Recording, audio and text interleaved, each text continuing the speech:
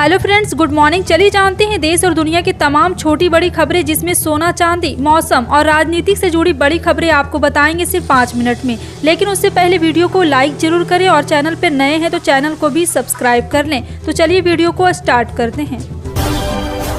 बता दें, संसद के विशेष सत्र के दौरान एक बार फिर से हंगामा हुआ। जी हां, आपको बता दें कि विशेष सत्र के दौरान बुधवार को महिला आरक्षण से संबंधित विधेयक पर चर्चा जारी रही।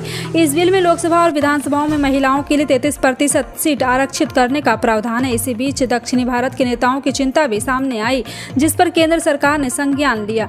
गृह मंत्रालय के सूत्रों के अनुसार डेलिमिटेशन के बाद सीटों के विस्तार को लेकर दक्षिणी राज्यों के नेताओं की चिंता जायज है। आबादी को कंट्रोल करने वाले राज्यों की सजा नहीं दी जा सकती। लोकसभा सीटों को बढ़ाते वक्त ऐसे राज्यों का प्रोडाटा फिक्स करना होगा ताकि आबादी कंट्रोल करने वाले राज्यों को सजा न मिले।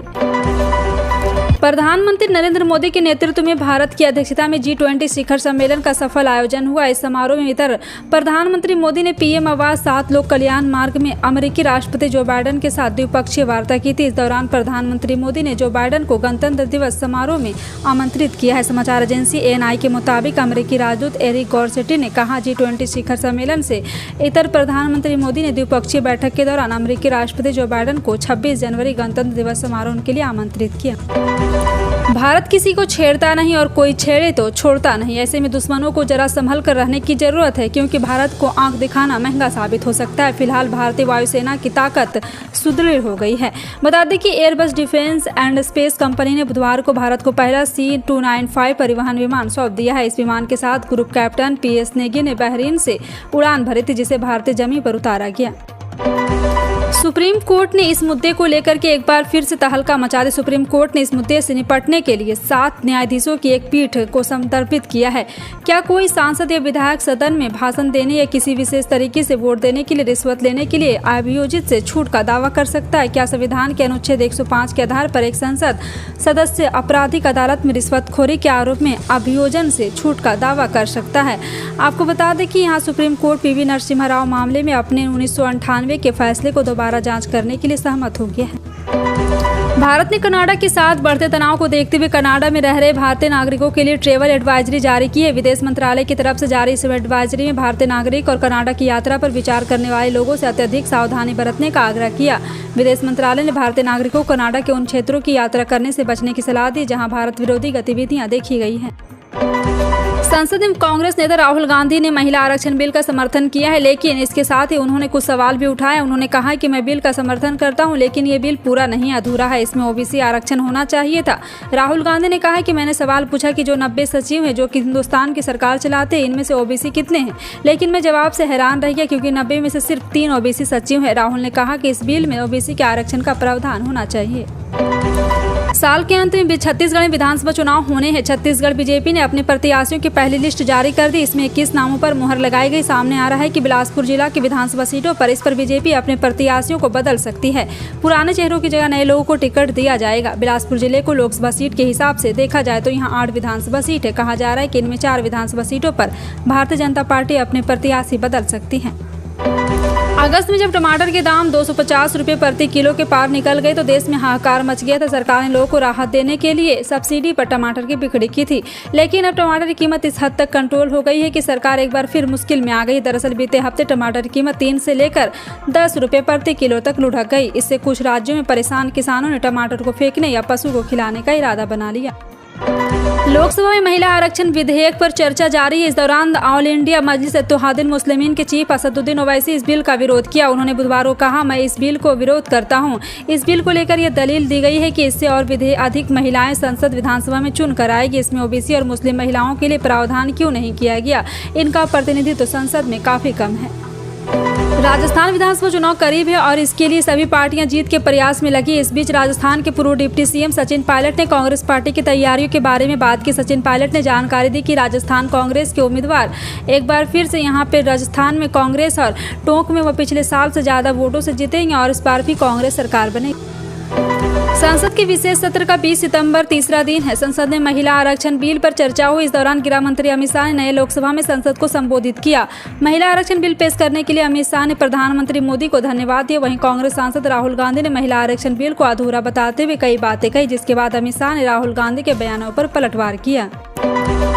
भिवानी के गांव रोहनाथ के ग्रामीण लगातार अपनी मांगों को लेकर लगभग 6 महीने से धरने पर थे, जो कि आज स्थगित कर दिया। बता दें कि आंदोलनकारी वेद प्रकाश ने आहत होकर धरने पर ही आत्महत्या कर ली। इस बीच विपक्ष और यूनियन और संगठन के नेताओं ने धरने को समर्थन दिया और ग्रामीण के साथ मांगों की आवाज बुलंद की। गौरतलब है कि देश की आज़ादी की पहली जंग में 1857 में रोहनाथ गाँव लोगों ने बड़ी कुर्बानियां दी थी, जिसके चलते अंग्रेजों ने इस गाँव के लोगों पर बुलडोजर तक चलवाए। लोकसभा में बुधवार को महिला आरक्षण बिल यानी कि नारी शक्ति वंदन अधिनियम पर चर्चा हुई। इस दौरान सोनिया गांधी से लेकर अनुप्रिया पटेल और स्मृति ईरानी तक कई सांसद ने इस बिल पर चर्चा की। संबोधन के दौरान समाजवादी पार्टी से सांसद डिम्पल यादव ने कहा कि सपा की हमेशा मांग रही कि इसमें SC, ST, OBC अल्पसंख्यक को भी शामिल किया जाए। उम्मीद है कि सरकार इस बिल पर मुस्लिम महिलाओं को भी शामिल करेगी। सिंचाई की किल्लत के चलते किसानों को काफी नुकसान होता है। यही समय है कि फसलों पर पानी नहीं मिल पाने के चलते उपज भी भरा और बुरा असर पड़ता है और बिहार में इसे अछूता नहीं है। इस राज्य का एक हिस्सा बरसात के दौरान बाढ़ की चपेट में आ जाता है, तो वहीं दूसरे हिस्से में पानी की किल्लत रहती है। ऐसे में बिहार सरकार किसानों को सूक्ष्म सिंचाई के लिए किसानों को व्यक्तिगत नलकूप लगाने और सब्सिडी दे रही है। आपको बता दें कि किसानों को नलकूप के लिए 60% पानी की बचत होगी और साथ ही 25 से 30% उर्वरक की खपत होगी। लेकिन आपको बता दें कि सब्सिडी बिहार सरकार के द्वारा दी जा रही है। Central board of secondary education की तरफ से दी जाने वाली सिंगल गर्ल चाइल्ड स्कॉलरशिप का इंतजार कर रही छात्राओं के लिए खुशखबरी है। CBSE ने सिंगल गर्ल चाइल्ड स्कॉलरशिप के लिए आवेदन से जुड़ी नोटिफिकेशन को जारी कर दिया है। इन स्कॉलरशिप की इच्छुक छात्राएं ऑफिशियल वेबसाइट cbse.government.in पर जाकर यहां पे अप्लाई कर सकते हैं।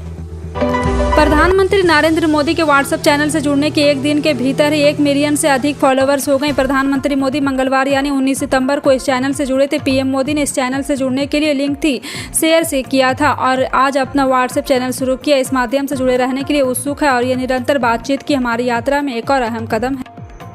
जनता दल यूनाइटेड के अध्यक्ष ललन सिंह ने महिला आरक्षण बिल का समर्थन करने की बात कही। उन्होंने कहा है कि सरकार की मंशा नहीं है कि महिलाओं को आरक्षण मिले, ये महिलाओं को छलने का काम करना चाहते हैं। उन्होंने 2014 से देश को बेरोजगार युवाओं को धोखा दिया है, इनका ये सिर्फ जुमला है। और उन्होंने कहा कि अगर इनकी लोगों को हित करने की मंशा होती तो 2021 में जनगणना कराते। अगर सरकार ने जनगणना कराई होती तो आज ये बिल लागू होता। महाराष्ट्र के विदर्भ क्षेत्र में पिछले 72 घंटे में 7 किसानों ने आत्महत्या कर ली है। इन घटना से पूरा महाराष्ट्र हिल गया है। विदर्भ जन आंदोलन समिति के अध्यक्ष और शिवसेना नेता किशोर तिवारी ने कहा, पिछले 3 दिनों से भी कम समय में यवतमाल से 6 और वर्धा से 1 किसान की आत्महत्या की खबर आई है। उत्तर प्रदेश सरकार ने सचिवालय के कार्यों में तेजी लाने, समयबद्ध निस्तारण और पारदर्शिता के लिए विभागों में सचिवालय डेस्क ऑफिसर प्रणाली लागू करने का निर्णय किया है। इससे यहां फाइलों का तेज निस्तारण होगा। वहीं भ्रष्टाचार पर लगाम लगेगी। सरकार की योजनाओं को भी बिना देरी लागू किया जा सकेगा। इसका सीधा फायदा प्रदेश की जनता को मिलेगा। बिहार के मुख्यमंत्री नीतीश कुमार बुधवार को अचानक सचिवालय का निरीक्षण करने पहुंच गए। इस दौरान कई अधिकारी और कर्मचारी गायब मिले। उन्होंने कहा कि अब वे यहां आते रहेंगे। महिला आरक्षण को लेकर साफ शब्दों में कहा, महिलाओं को आरक्षण मिलना ही चाहिए। उन्होंने जातीय जनगणना को लेकर भी सवाल उठाए। पटना में अब पत्रकारों ने उनसे महिला आरक्षण को लेकर सवाल किया, तब उन्होंने कहा, इसके लिए तो हम शुरू से मांग कर रहे हैं। जब हम संसद में थे तब भी ये बोलते थे। सत्ता पक्ष और विपक्ष कई राजनीतिक दलों ने आपसी मतभेद को दरकिनार कर लोकसभा और देश की विधानसभाओं में महिलाओं को 33% आरक्षण देने वाले विधेयक नारी शक्ति वंदन अधिनियम 2023 का लोकसभा में समर्थन किया है। हालांकि अटल बिहारी वाजपेयी मनमोहन सिंह सरकार के कार्यकाल में कई बार सदन के अंदर बिल पेश करते समय बिल छीन लेना, बिल की कॉपी छीनकर फाड़ देने जैसे हरकत करने वाले संसद की पार्टी समाजवादी पार्टी ने मोदी सरकार द्वारा पेश किए गए विधेयक और बुधवार को भी अपना स्टैंड साफ किया है।